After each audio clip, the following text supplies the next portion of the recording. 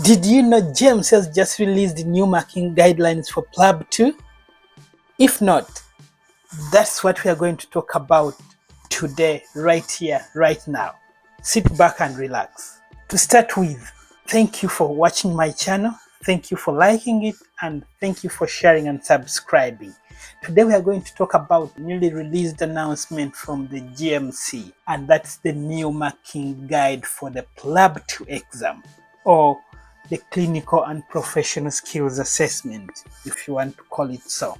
So PLAB 2 is a performance-based exam. It basically tests your clinical skills, professional skills, interpersonal skills, and clinical knowledge, how you apply them in day-to-day life. And they are testing you in scenarios like in a GP practice setting or in an accident and emergency setting, that's like acute medicine, or cases on the ward, or it might be in a nursing home, for example.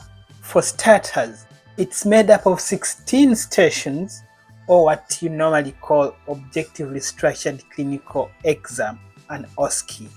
And you have to do each station within 8 minutes. And the way it's marked, there are 3 domains that have to be considered.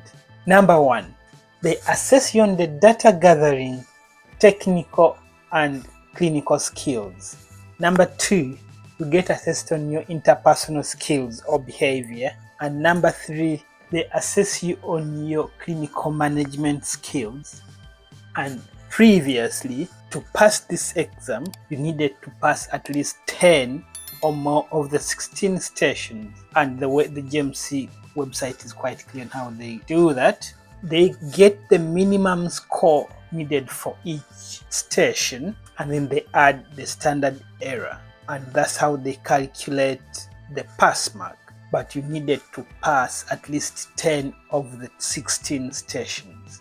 Now, starting November this year, GMC has revised its marking criteria for PLAB 2, and I'm just going to show you this in a minute here on my computer from the official GMC website.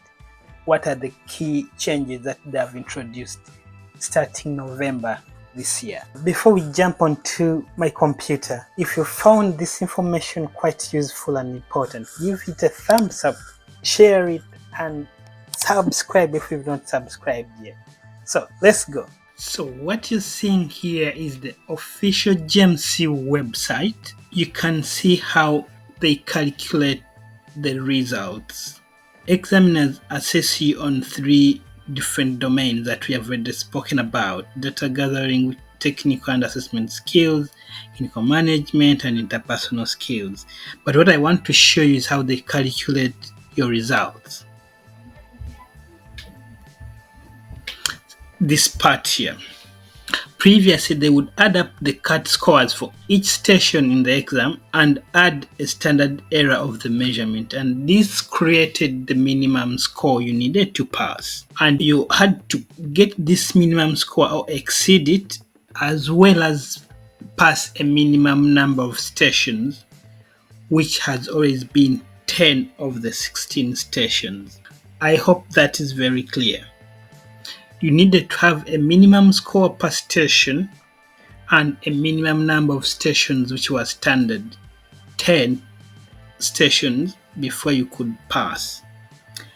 However, starting November 2024, right here, they have removed the minimum number of 10 stations to pass, and instead each exam will have its own minimum number of stations to pass, depending on the complexity of the exam or the difficulty. But simply put, previously you needed to pass at least 10 stations of the 16 in order to pass. But starting November, each exam will have its own minimum number of stations that you need to pass for PLAB 2. So it's no longer a standard 10 stations. So basically meaning if you do an exam today and another one does the exam tomorrow, those 2 exams will have different pass marks. And you may find that maybe in exam A, you needed to pass 10. And maybe paper doing the following day needed 9 stations to pass depending on difficulty. So that is the change that GMC has introduced. And maybe I think in a way it's better in my opinion, rather than having a standard number of stations that you have to pass regardless of the exam difficulty. If this is not very clear to you, just put it in the comment section below and I can explain it better. But overall, I think it's a better way of assessment. At least pass mark will be calculated based on the difficulty. And you know very well that there are 2 PLAB centers, but both within Manchester, but each center will have its own pass marks based on the difficulty.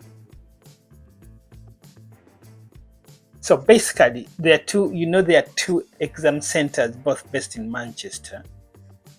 So even if you do that exam on the same day but at different centers, each center basically has its own pass mark based on the difficulty. Hope that is clear. So for those of you who are taking the exam from November, this is the new guidance that we've received from GMC, and come to the comment section if there is any question that you're having.